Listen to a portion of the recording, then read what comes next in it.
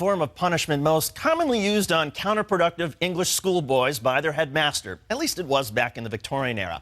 American Michael Fay will forever remember the painful strokes he received in Singapore following his 1994 guilty plea to charges of theft and vandalism.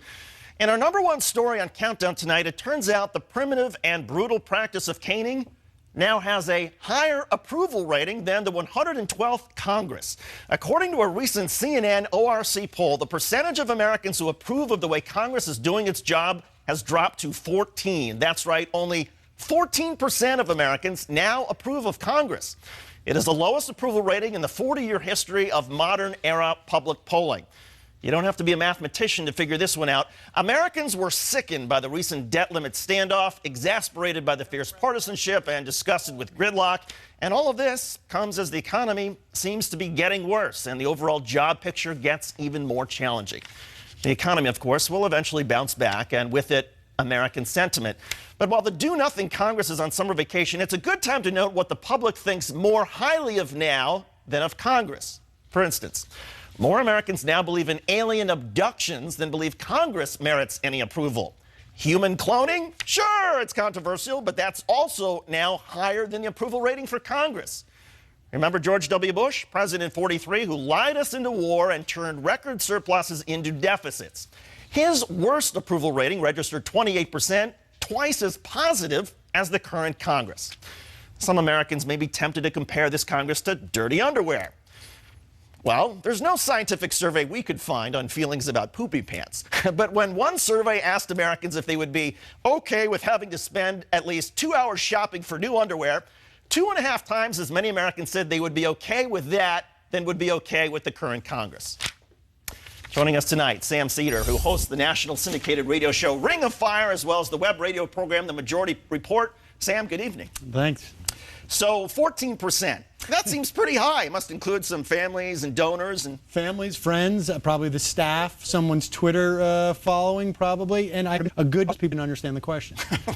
The Congress is an all-time low. What is it about the way the public now Congress institution? Well, it tells me that at least the public is paying attention. I mean, you know, this Congress was essentially hired to come in and create jobs, and they have done none of it. I mean, this is like hiring a plumber to fix your sink, and you come home at the end of the day, and not only is the sink not fixed, but the plumber's, half naked lying on your couch with all of the contents of your refrigerator strewn across his body. They haven't done anything. I mean, literally have done nothing. And does this do-nothing perception of Congress, which I think is accurate, how does that influence 2012? Well, I think people are going to be angry at the incumbents. I mean, you know, the bottom line is where are the jobs, and they haven't delivered it. I mean, you've got a Congress that literally has passed. I think I have more fingers than the laws they've actually passed at this point, and I think half of those are, ones like you're not supposed to take Ronald Reagan's name in vain, or naming a post office, or basically the only thing they passed at this point were cuts that are going to destroy the economy. Anytime I've ever tried to explain to people what invoking cloture is, or any one of these other sort of arcane Senate or House rules, people's eyes glaze over. How much of this do you think is just due to the nature of the institution as opposed to sort of anger with this particular Congress not tackling the challenges? Well, I don't know that the institution has really changed that much. I mean, I think it's basically what's inside of it. I don't think people are upset at the Capitol. You know, the dome, I think people are still pretty appreciative of. I think it's the people inside it. And I think it's basically because they were sold a bill of goods in 2010, and we've been sitting by in the middle of a crisis, and they've done nothing. Does President Obama deserve the criticism that you hear from members of Congress who say he has hung us out to dry if we're progressives, he doesn't take any firm positions and tell us what he wants, instead he defers everything to us and then joins the negotiations late? Is that fair?